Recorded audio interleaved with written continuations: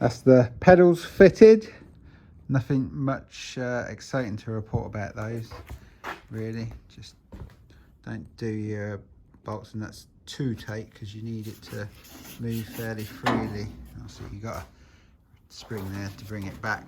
The throttle will bring it back as well because there'll be a spring on the back of the throttle. I'll show you when you get the engine in. Same with the brakes. When I fit the brake cylinder there, it helps pull it back. That was a bit stiffer, so I might need to loosen one of them. And on the brakes on these, you have to have a secondary pedal on the your throttle foot, because some people, when they're going in the wall towards the wall quite quick, they panic, think they're in a car, and use their right foot to brake, and they go a bit quicker. So you've got an extra bit here so you can push the brake on from the right foot. So that's all to report about that, really. So I'll put a bit more together and we'll have a look. So I've now fitted the braking system in with the hubs are back on with the plugins tightened in the blocks. I know these are fine because I changed them near the end of bearings in here, so I didn't bother taking them apart. So what I'll do is when I'm at a meeting, because they'll probably definitely go at some point, when I change them I'll show you then changing those. Some people have it so they have 5 bearings in between the 2 big bearings, so it makes it solid so the bolt doesn't move into it, it can't move too much. But it's a nightmare to change the bearings if you do that. So what I do, I've got a small aluminium, how you bloody say it, aluminium tube that's the same size as the bearings. It goes in between the bearings, so it sits. So when you get pressure pushing down on the top and bottom of the bearing, they're solid. Because if you leave it hollow in the middle, then the bearing can push down and that will hit the metal and make your steering really tight. So you need something in between. Also, I put a washer in the top and in the bottom to give it a bit of gap so this doesn't go tight on the metal, because that makes your steering really tight.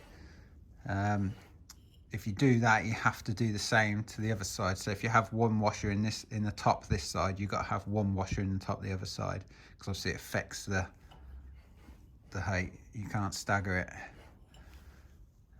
That's all really there is to say about that. The brakes, I'll adjust these nuts up later on, but the wheel should spin nicely. So when you can just put it in roughly in place, and then it will spin free, even when you turn. Lovely jubbly. The cables, I cable tie it back here because you want these a bit slack around here, so you got movement when you turn. If you have them tight somewhere close here, it'll move that and push it on the brake. So if you turn, it'll probably hold the brake on when you're turning. You don't really want that. You want it as free as possible.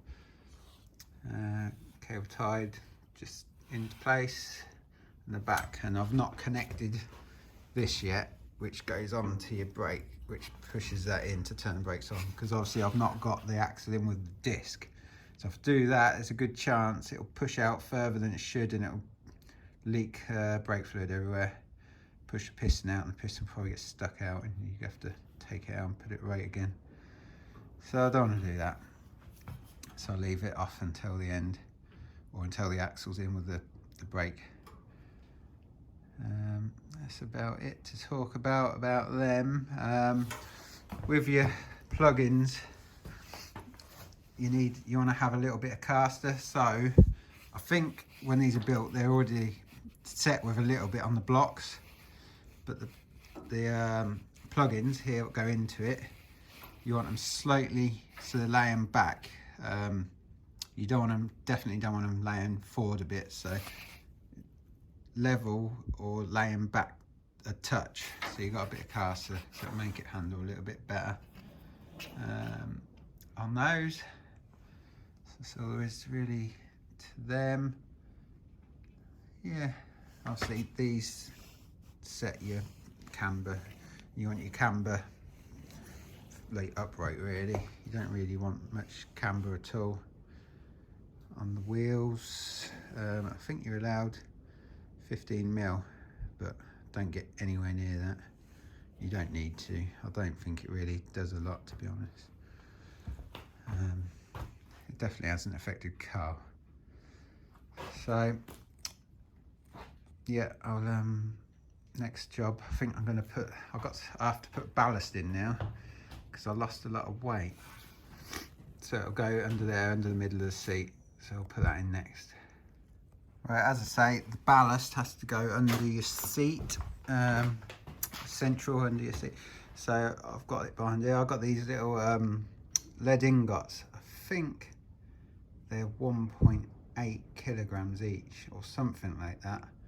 So I got them off eBay, off a bloke. They're ideal, they fit in there really tight. So I've had to really push them to get them in there, and I can, if you really push, you can't move them. They're solid. But I've got a lovely bit of clean sponge, what I put in front to fill that gap anyway. And I put some rubber on them, and then got a plate as well. I think I could use that way. Can't remember how I did it, but I bolt that plate on, that bolts it, holds it down tight, and then the seat goes on top and wedges it down even more. So they are solid stuck in there. And I've got the bolts, so they go through this, it goes through the chassis and through the floor, so it holds all the floor up as well. Keeps it all tight in there so they don't go anywhere. So that's how I've done my bit of ballast to keep me within the rules. So I'm going to bolt all that in now and then move on to the next bit. There we go, that's bolted in now. So ballast under there, that is solid, that is not moving anywhere. So let me come round. And when I bolt the seat in, the seat sits on top and pushes it down as well. So no movement. I've got the foam in the front, and I've got this bit here as well, lip, to stop stuff moving forward. But it wouldn't move forward anyway, the amount of pressure that's got holding it down, like from bottom and top. Solid. Right, next job, let's carry on. So I'm going to put the steering wheel and column in next with the track rods on. These and these obviously go to the hub. They come from the centre there, cross join onto here to do your steering. So one thing to check with these is your rose joints that go in the end, that these haven't got any movement in them, because obviously after time they bashed about and they wear, and if they've got movement in them, you can move like that one, you can move back and forward a bit. So obviously you'll feel that on your steering, it'll vibrate and not make it quite as responsive. It'll affect your handling slightly. So it's good to change them and keep them nice and tight. These are, you can get them all off the Stoxkart bus, well, you can get everything off the Stoxkart bus, to be honest, so which you should be doing to support the formula. So that's the this is the steering wheel we use. I use a small one, Carl uses a small one as well. Can't remember how many inches in size it is. I'll never worry about that, nothing to worry about. So a lot of people use a bigger wheel. I think it makes it slightly easier to turn, but I think you can feel it's a bit more, you can feel a bit more for this. That's what I'm going to say, whether it's true or not, but it sounds good, so that's what I'm saying. So I'm going to fit that in there. I'll probably put some new rose joints in because mine have got a bit of play in them, and then we'll have a look once we've done that.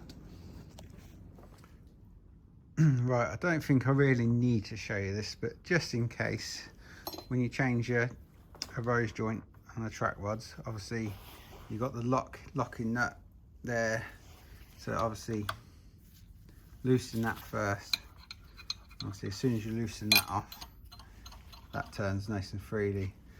So what I tend to do if I'm changing one is wind it in where it is so it's loose and take it out, and then when you put the new one in you can line it up so it's going in the same distance, so you ain't got to, well, you always track it when you put it back in anyway because there might be some movement, but it'll get it close.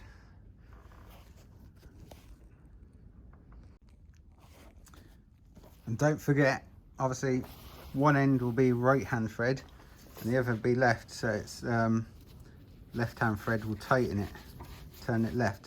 So it's normally lefty loosey, righty tighty, but obviously one end is the opposite, so it'll be left hand thread to tighten it in. Just in case, I know I'm telling you to suck eggs here, but you know, just in case. There you have it. That's the steering column in, steering wheel, track rods all connected to the hubs, so obviously all turns nice. So just got to track it up before I race it. Usually do that at the track at the day of the meeting, so I'll probably video doing that at the track. I just walked into a toolbox. Right, next job. So we've now got the battery box and the petrol tank in the car. Things to note with these, they have to be on a rubber, they have to have rubber underneath the mount here. That's in the rules, that battery box and the petrol. The breather pipe on here, I always put a filter on the end. Why I do that is mainly for shale. If you race on shale and you just have an open pipe, sometimes the shale gets in the pipe and it clogs it, and it actually cuts the car engine out because it stops the air getting through, so it blocks it. So I put a fuel filter on, also drill a couple of extra holes in it just to make sure in case that one gets blocked. And it also stops all the shit if it's on shale sucking up and going into the tank. And obviously on this you have to have a non-return valve here to stop it. You should always check them because you might get taken out of the results if you get scrutineered on it. And to check that, take your petrol lid off, cover your 4 holes up, or I've got 4 holes. Yeah, so to check this then, you cover up your holes and you blow down it. So you can hear it blowing through, and then obviously to test if it's working the other way you got to suck it. So if it's not working, you're going to get a mouthful of petrol probably. Well, you shouldn't do actually because it's not in the petrol. But cover them holes up so and suck it. So yeah, shouldn't be able to suck through, it just goes solid, tastes lucky. So boost your immune system. So I'm putting the back axle in now. I've got it in, so you have your bearings here, you obviously have your transponder holder there which bolts through. Make sure your brake disc's in before you insert the axle, unless you've got the caliper undone, but if you've got a caliper already bolted on, you need to push that in the gap first and then push your axle through. Not got the keyway in there yet, but I've got it fairly lined up. So there's a measurement from the center of your bumper or center of your cart to the wheel. So the measurement for the center of the cart to the wheel is 440mm, and it's got a plus or minus 8mm. So that's the tolerance you have with that. It seems, and I didn't notice until the gold top, it probably was mentioned before somewhere, but the rims for the rear wheels, they've got a bit of difference from the old ones to the new ones. I think there's about 5mm, which would probably be the allowance for that tolerance, which actually put mine out. So I've had to adjust mine. So that's why you'll see a big gap on the end. So I'm going to have to change the spacers. But what I'm going to do eventually when I get around to it is change my tyres to all the same rims. So I won't have to mess about with measurements. But that's just a thing to check. Else you could end up being illegal by just changing a wheel. So remember to check that.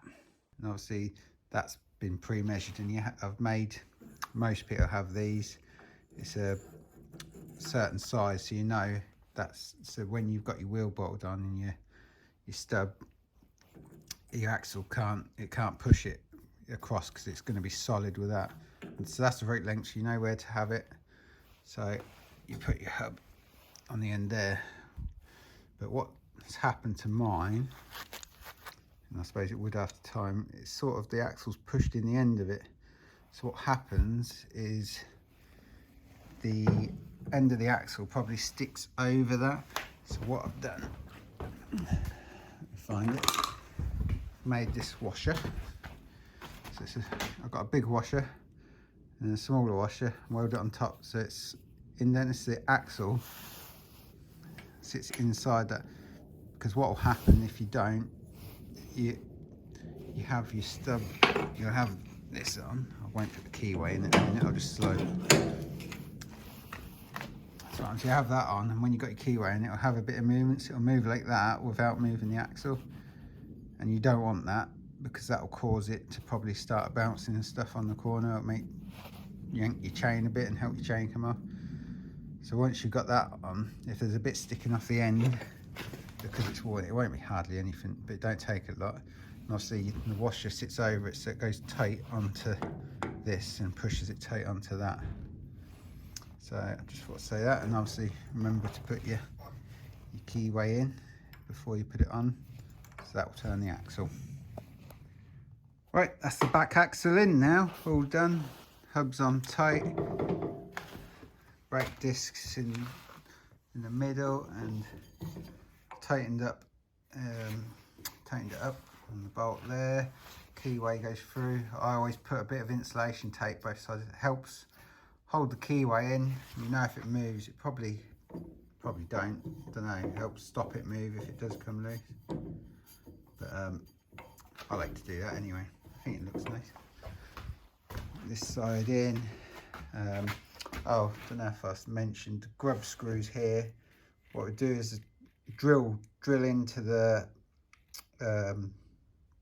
axle a little bit, so they actually go into the axle, helps hold them tight. And also, if you get your axle straightened, it helps when he's straightening them, he can see where they are on your bearing, so you can get them in the exact same spot to straighten them. I also put this on it, it's a metal ring that's drilled in a little bit. That stops the axle moving that way, because if the axle moves at all, that's what moves this, and your chain will be out of line and it'll come off easy.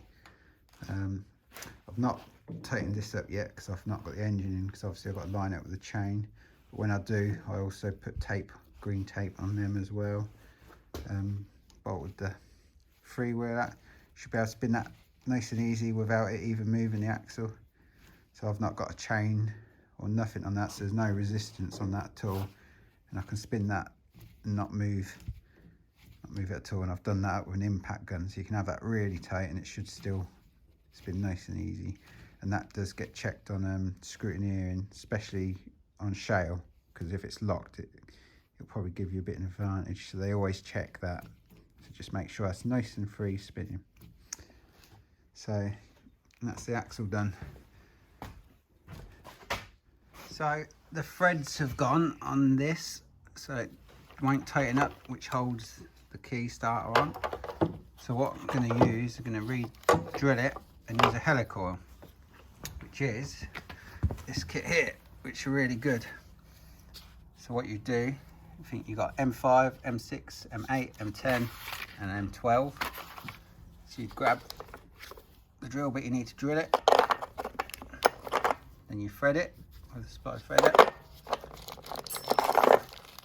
These are the helicoils, which you screw in, which are like a metal springy thing. So they screw in, and then you screws into them, and it holds them really tight. Really good. So we'll drill it and then put one of those in, and that will fix the screw.